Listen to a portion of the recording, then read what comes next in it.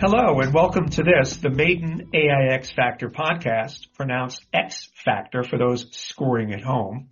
I'm your host, Charles Epstein. On these podcasts, I will be joined by rotating co-hosts, and by rotating, I don't mean they will be spinning literally or figuratively as here on the X Factor we speak only in the unvarnished truth. By rotating, I mean I will be joined by a different co-host for each pod, which should bring a different focus and perspective to each show on the intersection of AI and leadership, culture, and learning. Today, I am delighted to be joined by Michael Piker, a man who has worked and lived in nine countries. Currently, he's based in London, but his bags and 2 chihuahuas are packed and waiting for his imminent arrival in Japan, which is actually his 4th time working and living there, which we'll get to momentarily. But without further ado, welcome, Michael. It's absolutely delighted to be here and really look forward to the chat. Yes, same. Now, you will be relocating exactly when? Next Wednesday. Oh, my goodness. Very exciting. Very exciting. So we'll get to that in a moment, as I mentioned. So if you would, Michael, just give our listeners an idea of your background, how you've come to lead such a peripatetic life. By the way, we could use such words on this podcast, so feel free. just so you know, no guardrails on this podcast. And tell us, our listeners, what we'll be looking to cover on these microphones going forward. Yeah, I guess the peripatetism, if that word exists, probably started with my dad, who kind of started the gypsy life when I was really young. For some of the listeners, they probably know my dad spent a lot of years in Iran, Saudi, all over the world. So growing up, seeing my dad do that, I guess I wanted to do that myself. Yeah, but by the way, Michael, let's not yada, yada, yada over your dad, who is a remarkable figure. And we may want to get him on this pod with you at some point in the future. Was he not a participant in the Manhattan Project? Do I have that right? Yeah, his father worked for Oppenheimer. Yep. Amazing. So yeah. By the way, who would have played him in the movie? Oh God. The chap that was making the hydrogen bomb, you remember in the movie? Uh-huh. That's kind of like my granddad's role. Oh. Who worked for Oppenheimer, you recall. Yeah. So. Oh, okay. So wait a second. So in other words, it was your grandfather who worked for the Manhattan Project, not your dad.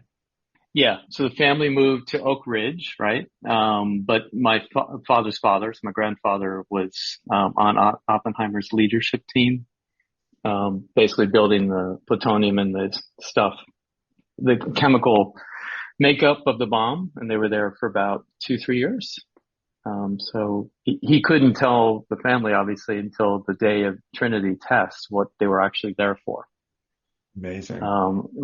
But yeah, so back to me. So like you said, so I'll I apologize for that digression, but that was not a bad digression. Oh, no worries. As digressions go. Exactly. Yeah. So I guess really for me, it was when I was growing up, very simply, Japan was number one, buying Rockefeller Center, potentially. Not many people actually moved to Japan and learned the language. So I got really obsessed with that.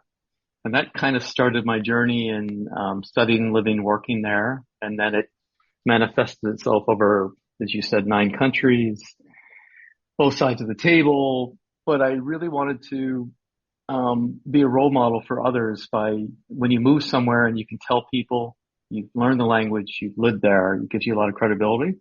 Sure. And that's what I've done. So that's been sort of my journey and ethos my whole life. Mm-hmm. And professionally, what has been your focus?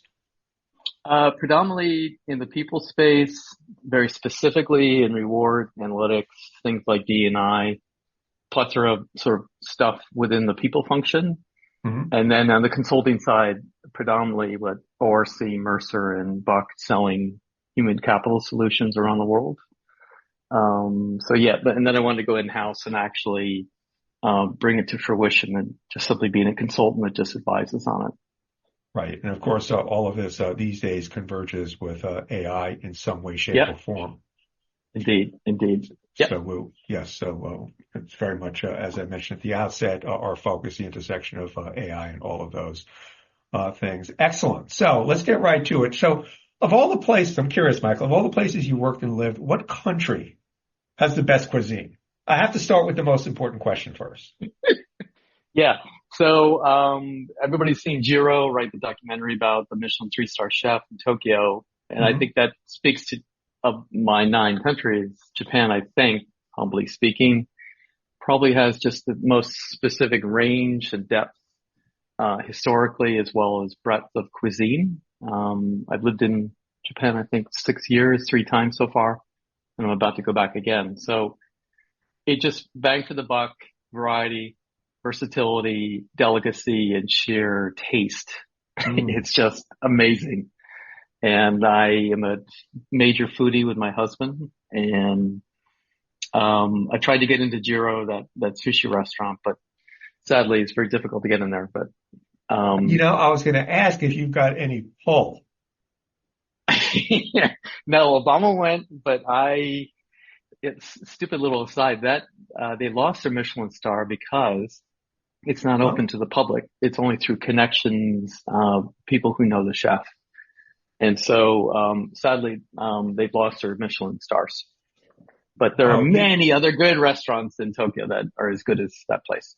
okay. Cause yeah, like a lot of people, having seen that documentary that was on the bucket Oh list, yeah. and it was just kind of random. You know who actually I think he did a write-up on this, Questlove. He saw the Yeah. documentary. He's like, I gotta go to Giro's. So, Oh, totally. yeah. Yeah. Obama went there, I think a couple of years right after he saw it too. So Oh, yeah. okay. Okay. Yep. Interesting. So, I'm gonna have to ask you this, at the risk of having you disinvited to any other country you've been. What country has the worst cuisine? I mean, you could pass on that Yeah. if you want to be Yeah. politically correct, but I, it's a tough one. How should I say this in the most polite way? I'm not necessarily implying that Switzerland is more challenging, but perhaps the palate choice is not as broad or deep as ah, perhaps as like China or Germany or the Netherlands. mm, So maybe I'm just trying to say this a PC way. Switzerland, maybe not as much variety as Japan, ah, but getting better. But getting better. So oh, okay, but getting better. They try harder. I'm trying hard. Yeah. Okay, okay, all right. So, sort of along these lines, what two countries have the greatest contrasts in work cultures? I'm curious. Yeah. I would probably say Brazil versus America. So America's my home, just like for you and me. I lived in Sao Paulo for, about a year and a half.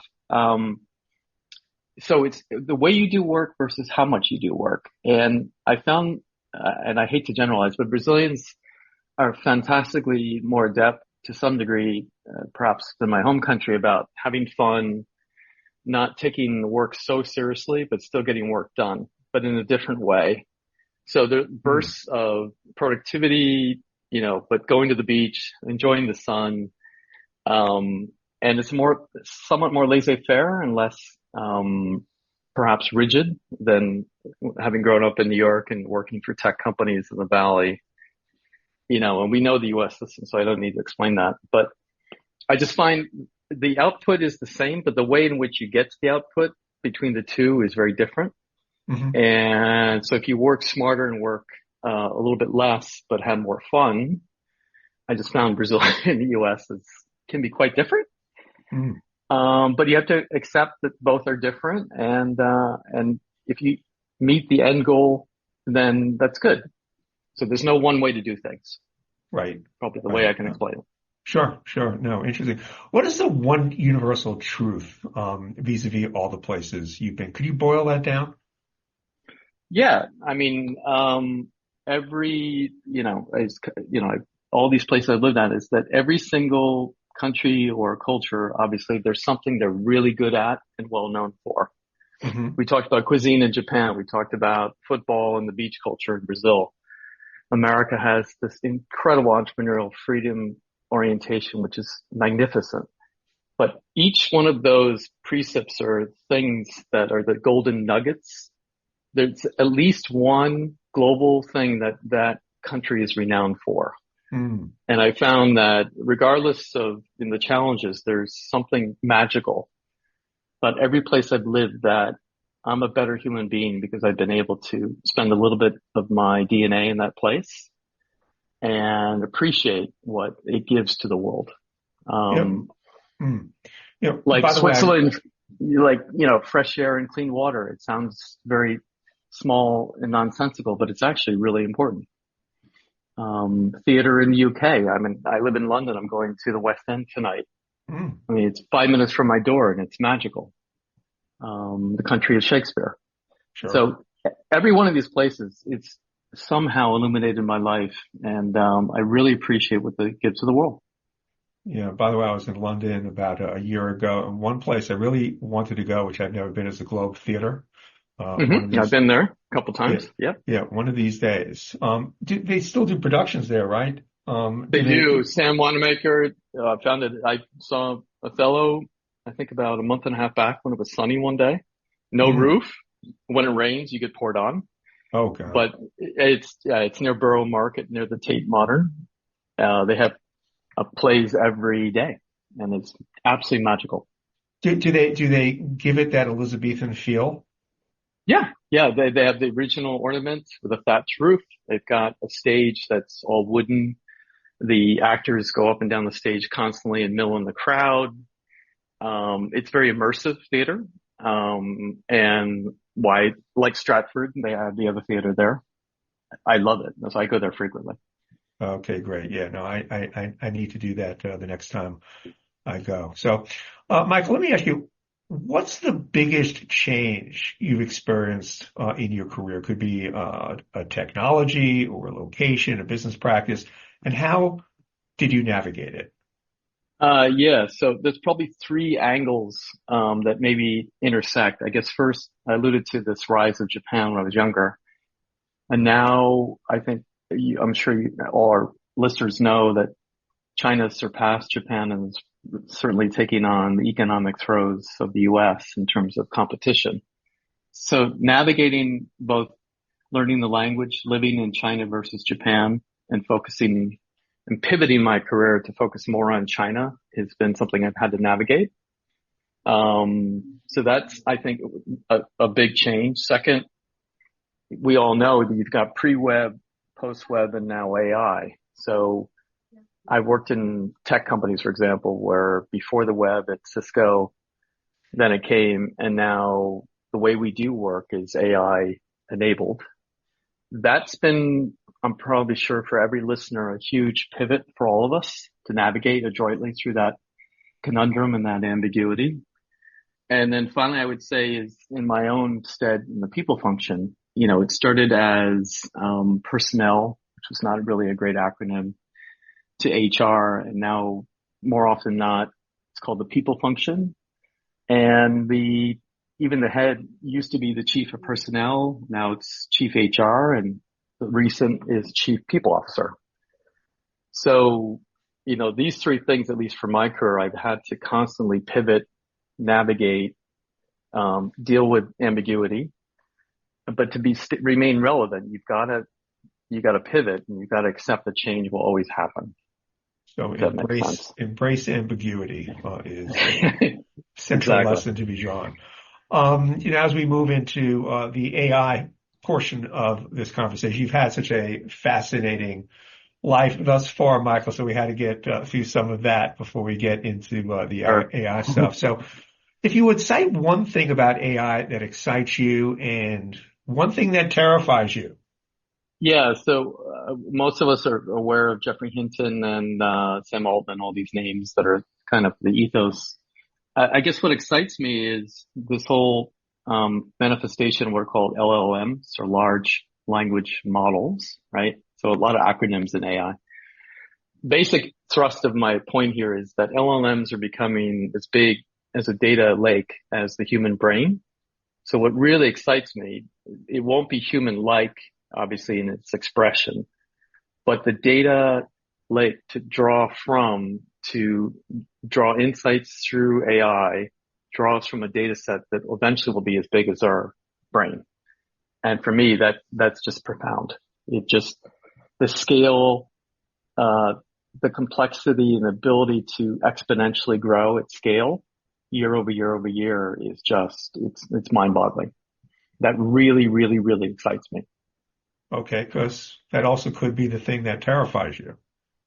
Yeah. I mean, the thing that terrifies me is multidimensional, as Elon Musk has said. So, these bots and AI does hallucinate, as he said, like his children when he gave a speech in London last year. And the biggest thing, of course, is ethics. But I guess the deeper issue for me is those individuals that are coding the future of these data sets. Do they truly represent the diversity and the topography of the world population? Mm, If you've got coders in the valley who are young kids out of elite schools like Stanford coding through their natural biases, and then that's encoded into the LLMs, which then goes into the chatbot. sure. And then you draw truth. Is it really the truth? And Mm, I really get worried. Does it really represent the world around us? And I yeah. question that at times, to be honest. Yeah, well, you kind of anticipate my next question. Two of your areas of professional focus are total rewards and diversity and inclusion. How do you see AI being used to facilitate total rewards, and what are some of the opportunities and conversely challenges with respect to AI and diversity and inclusion? Yeah. So I've been, I guess, in the reward sphere for 35 years around the world.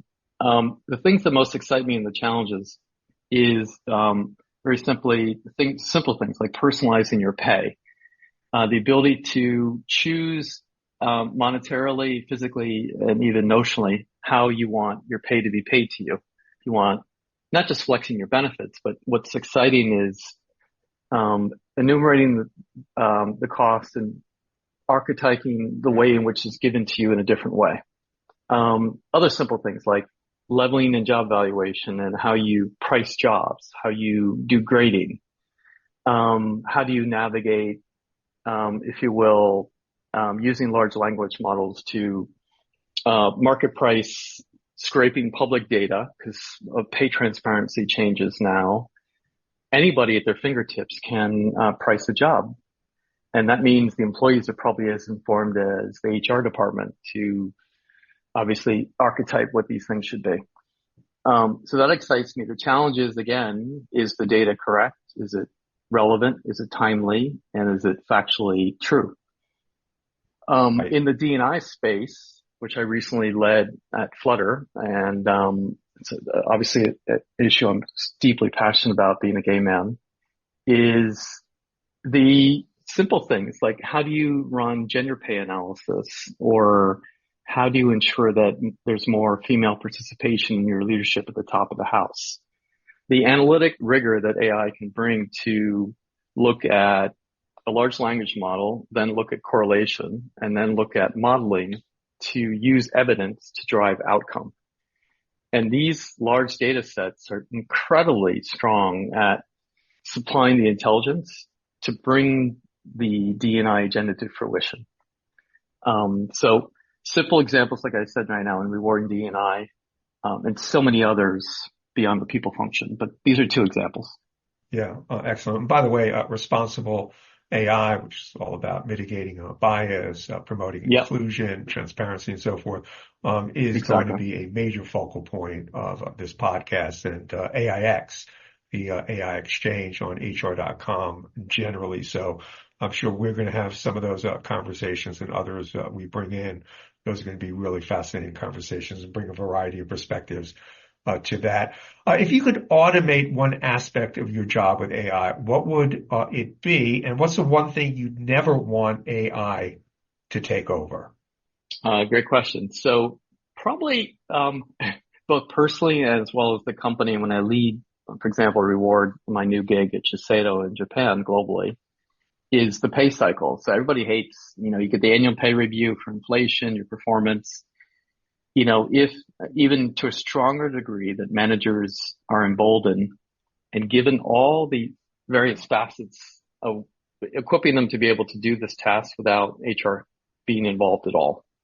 And even for me personally, having a bot help me run through the increase, automate it, help me communicate it, but most importantly, effectively think alongside me as a sparring partner to do the task.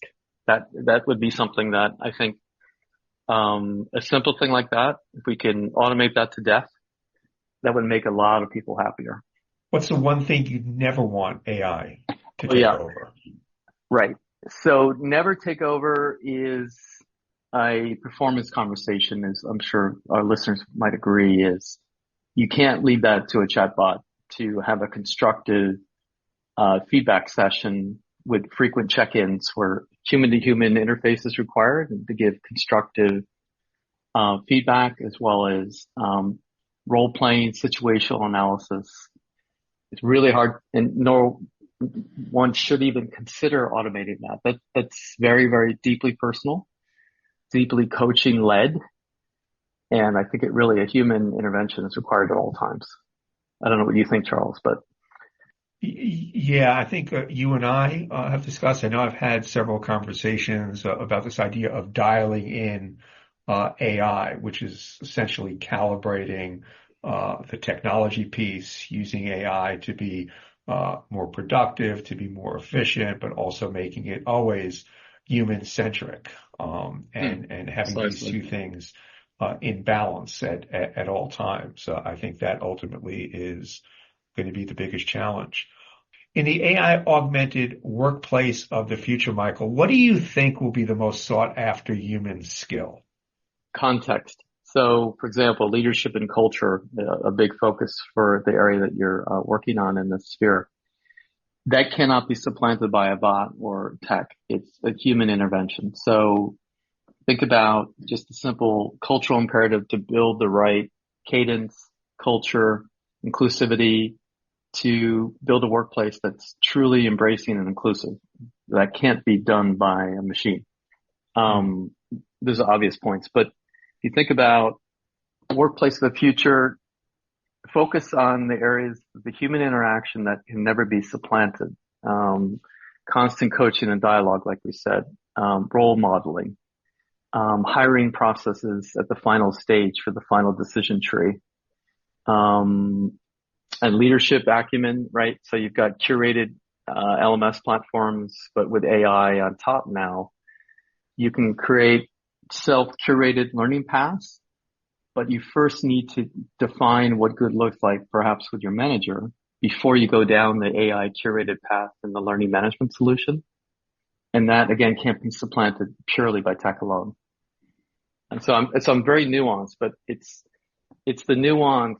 It's that never ever can be fully automated, nor should it. Yeah, it's kind of interesting in the sports world, there's this ongoing debate or tension between analytics and the so-called eye test.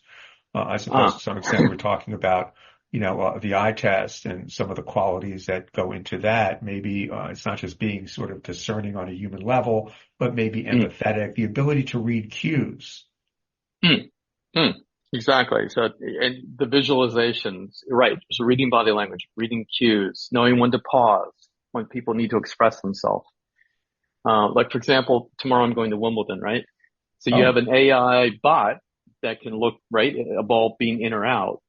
But if there's subtlety about context, rather than purely looking at where the ball landed, that's where a human still has to be involved. Hence why you have an umpire, why you still have line judges, because that sure. subtlety will always be there. Yeah, yeah, exactly. And by the way, Federer, who recently Yeah. gave a Oh, the speech, I guess, at the documentary. graduation at Dartmouth, he made a Oh, really yes. interesting point, right? He talked about that, almost all of his matches, the points are Yeah. 50-50, Yeah. Yeah. I and it's remember how he said you, that. I'm sorry? Yeah. I remember he said that. Statistically, that was so fascinating.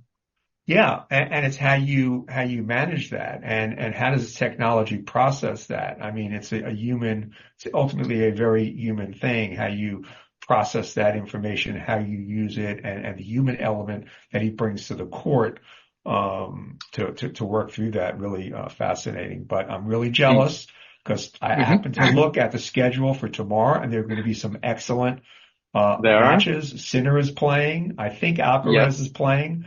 Very good. Wawrinka is playing. This could very well be his last Wimbledon. So yes, I am very jealous. So let's move on to the next question because I really don't want to have to dwell on that. Okay. No worries. Okay. Well, we're coming to the home stretch here. As we mentioned, you're about to relocate to Japan for your fourth tour there.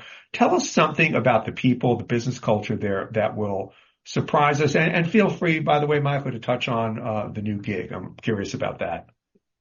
Yeah.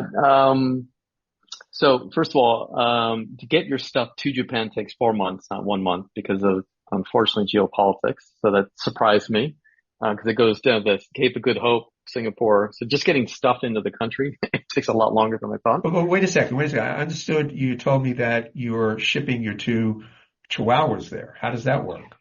Yeah, well, those are already in Asia now. We had to hand carry them. But sending your just simple household goods takes 4 months of the year, right? 1/3 of the year to get your stuff there, which is, I was quite shocked. Wow. But let me give you a tidbit on something that's quite fascinating about the culture. So they still use business cards. And business cards are really important because obviously it has your title and it connotes status and of course seniority. That still exists to a very high degree. So when you first, I'm going to go in as the VP of Total Rewards at Shiseido. So I'll be managing a large team. So when I meet with suppliers or vendors or peers or colleagues, they assess your rank, but most importantly, you need to know your title to then, if you will, when they have the conversation in Japanese, which I speak, they reflect their seniority against yours and adapt the ending and the structure based upon where you sit societally and within the company. And, if you're following this. So when I talk to, for example, my boss, I address him by his title first and his name. And then the CEO, I will say the CEO and then his name. A lot of people don't know that. So it sounds a little old school, but title connotes Japanese culture to such a degree, and the way you express your role against subordinates, your boss, or your peers, the way you express it in Japanese varies quite differently. And a lot of people don't know that. And I had to learn that the hard way in my old time living there before. So I will definitely bring that learning into my new role. And at Shiseido, iconic brand, 150-year history, it's one of the largest beauty cosmetic brands in the world, like L'Oreal and Estee Lauder. And I'll be responsible for the reward analytics function for the company globally. And so I'll be a gaijin, a foreigner in Japan, in a new role, and I'll have to navigate in the language and try to be successful. And I have to be very culturally nuanced in order to do the role well. So yeah, a lot in about a week or so when I land there, I'm going to have to start putting my Japan hat on again, and I'll be very sensitive to the environment in which I'm working in. Wow, that is fascinating. I wish you a lot of luck there in our podcast going forward. We're going to have to adjust our times, but No worries. I really look forward to that. It's going to be really interesting. And also to track, your journey Yes. there in addition to just talking about the things that we're talking about. Last question, Michael, and this is sort of an experimental question. And you can pass on it because it is a little bit out there. So just bear with me. Uh-huh. Okay. Let's assume that at some point in the not so distant future, we'll be able to create chatbots that are mirror images of ourselves, arguably more perfect versions, as they will be able to retrieve the facts and experience that make up our lives instantly and exactly. So 2 questions. First, is this something you'd find interesting or creepy? Well, let me ask you that. Would you find that interesting? The ability to have a conversation with another version of Michael Piker, or very creepy? Yes. You No, would find I it think it'd be interesting. very interesting. I find it just, there are blind spots probably my husband doesn't share with me that I need to know. And most importantly, it's another friend I can talk and confide in. So, well, that would be kind of interesting, for your husband to talk and sort of compare the responses he compare gets from the notes between the chatbot. two. Wow. Yeah. Wow. Or maybe I can marry the chatbot instead, and it's cheaper. Exactly. Without the emotional grief. Well, yeah, you know what? This could add a very, very alarming complication to relationships. Um, my second Yes. question, what would Uh-huh. be the first question you'd ask the Michael Piker chatbot or about the Mm. original Michael Piker chat, or what topic would you most want to talk about with your AI doppelganger? I would probably a two-part answer. First is back to my thing I just mentioned now. What is probably my most glaring blind spot? I think everybody thinks they have decent self-awareness, right? But when you've got something that has no skin in the game, unemotional, analytically driven with a lot of evidence, it can tell you a lot of truths about yourself. Being really frank now, and at least for my own personal self-awareness and growth, if this bot could tell me honestly, Michael, where you really suck and what your blind spots are, you know, my friend, that would be such an honest thing to have as rather than going to an assessment at Corn Ferry or having your coach, having your sparring partner, I think would be really cool. Um, so I'm quite enthused by that. And then the first question I said there, the second one is, then interestingly to ask what I may look like or be in 10 to 15 years from now. Mm. So what would the bot supposite in terms of future modeling of my persona, who I might be, and what might I be contributing to society in the future? So like a futurist bot. Ah, So blind spot bot, futurist bot. The two and the intersectionality of the two, I think would be fascinating because then it shows where my blind spots are to improve myself and perhaps accelerate or pivot into something new that I don't even know I would like until it tells me that.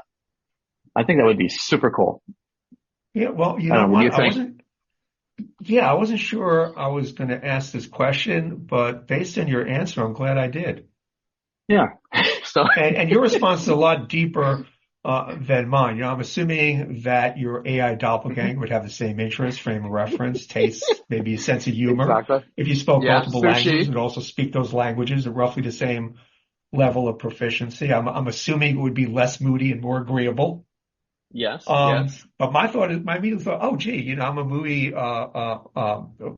fanatic, I suppose. I'd want to, I don't Right. know, discuss Kurosawa or John Ford. Yeah. So, Yeah. Or have a friend when I'm lonely to talk to, or honestly disagree with and actually have verbal sparring. That would be fun, man. I would yeah, love that. yeah. Compete with it or against it, Jeopardy and checkers. Yeah. Could be a lot of fun. Could be Yeah. a lot So of fun. I think it's not creepy. I think it's something I should embrace, at least for me personally. Oh, okay, good. Some of these questions I'm going to put into the rotation, sort of the standard AIX factor interview. I wasn't sure Cool. about that last one, but I think I'm going to put that into the rotation. I would do that. I think it's a fantastic ending sort of bit to this storyboard. Yeah, I think so. Anyway, Michael, again, thanks so Thank you. much for taking the time. I know you're about to leave. I'm sure there are a lot of loose ends, so I particularly appreciate you setting aside the time to talk with me today. It's my pleasure indeed. Thank you very much. Today, we were joined by Michael Piker, who provided us with a global perspective on navigating the emerging world of AI augmented work. Michael will be joining me regularly as one of four rotating co-hosts. Today, he spoke to us from London. In future pods, he will be speaking to us from Japan, and I'm very much looking forward to that. So that wraps up our maiden AIX podcast. I'm your host, Charles Epstein. Thanks for listening.